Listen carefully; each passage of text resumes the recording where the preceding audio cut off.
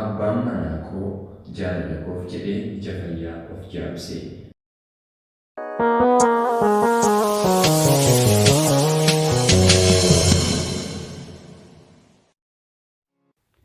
Dargaggeessa tokkotu shamarree bareedduu tokko fuudhe.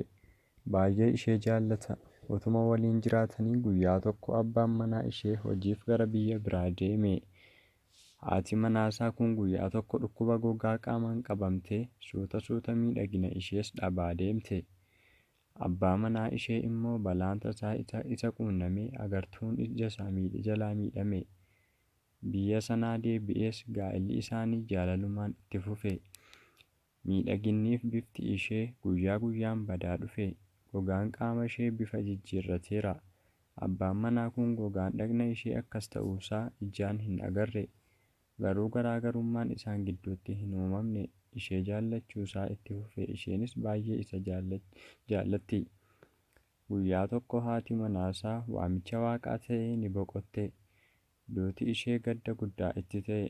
Erga gaddasaa fixatee magaalaa keessa jiraatan sana gadhiisee bahuuf qajeele. Namni tokko duuba isaa waamee, amma akkamiin deemuu dandeessa? Dura hoo haadha manaa keetu qabeessi deemsisaa jedhee gaafate.